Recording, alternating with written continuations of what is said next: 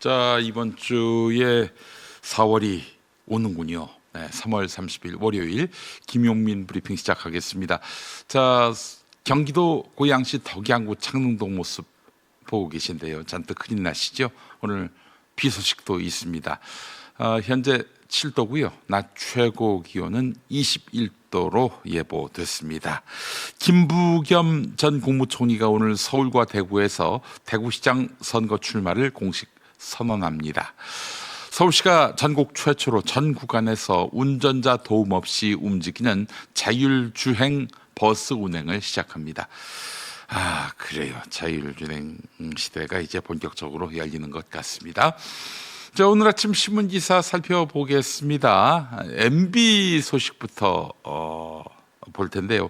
MB가 이제 중앙일보하고 인터뷰를 할 모양인데, 첫 인터뷰에서 보수 야권이 총선 패배와 탄핵, 대선 패배를 포함한 참패를 먼저 인정해야 한다고 강조했습니다. 원인 분석과 반성 없이 분열만 이어지는 현실을 비판하며 윤석열 문제는 법에 맡기고 미래 비전을 제시해야 한다고 했습니다. 윤석열 문제를 법에 맡기기만 하면 될까요? 누가 만든 대통령인데요. 네.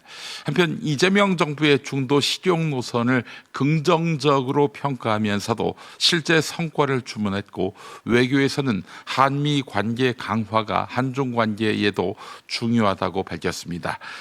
감옥은 다녀왔지만 보수에서는 생존자 중 유일하게 멀쩡한 전직 대통령이 되겠네요. MB가. 다음 소식입니다. 현지 시간 국민의힘이 낮은 지지율과 높은 비호감 속에 돌파구를 찾지 못하고 있습니다. 장동혁 대표는 여야 관계에 있어서 대여 공세 강화를 위해 메시지 확대를 예고했지만, 당내에서는 윤석열과의 절연이 제대로 이행되지 않아서 신뢰를 잃었다는 비판이 나오고 있습니다. 여론조사에서도 지지율은 하락하고 비호감도는 높아서 메시지 효과가 제한적일 것이라는 분석도 있습니다. 한편 이정현 공관위원장은 본인이 직접 광주 전남 통합시장 출마를 시사했습니다. 자, 오세훈 관련한 소식이 되겠어요. 승객 359명을 태운 한강 유람선이 반포대교 인근에서 강바닥에 걸려서 좌초됐지만 선사 측이 즉시 신고하지 않아서 승객이 20여 분 뒤 직접 구조를 요청한 것으로 확인됐습니다. 인명피해는 없었지만 구조까지 1시간 넘게 지연되면서 안전관리 논란이 커지고 있습니다. 서울시는 운항을 중단시키고 사고 원인과 늑장 보고 경위를 조사하고 있으며, 잇따른 사고로 한강 선박 안전관리 강화 필요성이 제기되고 있습니다. 하여간 되는 일이 없는 오세훈의 국민의힘입니다. 다음 소식입니다. 경찰이 김병기 의원과 차남을 다음 달 동시에 소환해서 숭실대 편입 특혜와 취업 청탁 의혹 등을 조사할 예정입니다. 김병기 의원은 관련 13개 혐의로 수사를 받고 있는데, 반년 넘게 뚜렷한 결과가 없어서 늑장 수사 논란이 이어지고 있습니다. 정치권에서는 경찰이 미온적으로 대응할 경우 향후 검찰 수사도 어려워져 사실상 무죄로 이어질 수 있다는 우려가 나옵니다. 김병기 의원 측은 모든 의혹을 부인했습니다. 소식 하나만 더 보겠습니다. 검찰청 폐지를 앞두고 검사 인력 유출이 심화되니까 법무부가 경력검사 임관 시기를 7월에서 8월 이었는데 이걸 5월로 앞당기기로 했습니다. 올해 들어서 석 달 만에 50명 넘는 검사가 사직하고 특검 파견까지 겹치면서 일선 검찰 인력은 정원의 절반 수준으로 감소했습니다. 그 여파로 미제 사건도 2배 가까이 급증해서 현장 혼란이 커지고 있는데요. 법조계에서는 수사 공백과 형사 절차 미비 우려가 제기되고 있습니다. 이것 때문에 국민이 불편을 겪었다, 이런 소리가 나오지 않도록 만전을 기해야 할 것 같습니다. 자, 이상 오늘 아침 신문 기사 주요 내용을 살펴봤고요. TV 뉴스는 어떤 이슈에 주목하고 있는지 TV 뉴스 리뷰로 이어갑니다. 현지 시간 29일 파키스탄의 초청으로 사우디아라비아와 튀르키예 그리고 이집트 외무장관이 4자 회담을 가졌습니다. 회담에서는 이란이 사실상 봉쇄한 호르무즈 해협 재개방 문제가 집중 논의됐다고 로이터 등이 보도했습니다.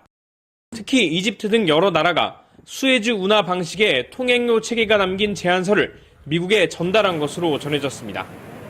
이란은 호르무즈를 지나는 선박에 회당 약 30억 원의 통행료를 내도록 하는 방안을 구상하는 것으로 알려졌습니다. 미국의 대이란 침투 작전 가능성 등 긴장감이 고조된 가운데 이슬람 주요국들이 분쟁 종식 방안을 내놓은 상황. 파키스탄은 회담 이후 미국과 이란이 대화 중재자로서 파키스탄을 신뢰하고 있다며 양측이 대화에 나설 수 있다고 발표했습니다. 쌍방울 대북 송금 사건 수사가 한창이던 지난 2023년 6월 이화영 전 경기도 부지사의 대리인 서민석 변호사에게 한 통의 전화가 걸려왔습니다. 이 사건의 수사를 맡은 박상용 검사였습니다. 이재명 씨가 완전히 주범이 되고 이 사람이 종범이 되는 식의 자백이 있어야 저희가 그거를 할 수가 있고, 그다음에 공익제보자니 이런 것들도. 이재명 대통령을 주범으로 가리키는 진술을 하면 이 전 부지사에게 공익제보자나 보석 등을 검토해 볼 수 있다는 취지로 읽힙니다. 박 검사는 자신이 추가 수사 지시를 맡고 있다는 말도 꺼냅니다. 이화영 씨 말하고 나서 원래 그 다음날 영장 청구했는데 그것도 제가 못하게 했고요. 지금 아마 재증언하라는 것도 막 지시가 내려오는데 그것도 제가 못하게 하고 있고. 쌍방울 대북 송금이 이재명 대통령의 방북 비용 대납이었다는 취지의 진술을 검사가 유도하는 듯한 정황이 공개된 건데, 논란이 커지자 박 검사는 이화영 종범 의율이라는 무리한 제안을 한 것은 서민석 변호사였다고 반박했습니다. 국내 예금은행의 지난달 주담대 금리는 신규 취급액 기준 평균 4.32%로 5개월 연속 상승했습니다. 2년 3개월 만에 최고치입니다. 5년마다 금리가 바뀌는 고정형 주담대 금리는 최근 상단이 7%를 넘은 곳도 있습니다. 정부가 강도 높은 가계대출 관리에 나선 가운데 중동 사태까지 겹쳤기 때문입니다. 국제 유가가 급등하고 물가가 오를 것이란 전망에 기준금리 인하 가능성이 약해지면서 시장금리가 오르고 있는 겁니다. 주담대 금리의 주요 기준이 되는 은행채 5년물 금리는 지난 23일 4.1%로 2023년 12월 이후 2년여 만에 가장 높았습니다. 집값이 뛰던 2020년과 2021년 2%대 저금리에 영끌 대출을 받은 사람들은 변동금리를 적용받게 되면서 더 큰 상환 압박을 받게 됐습니다.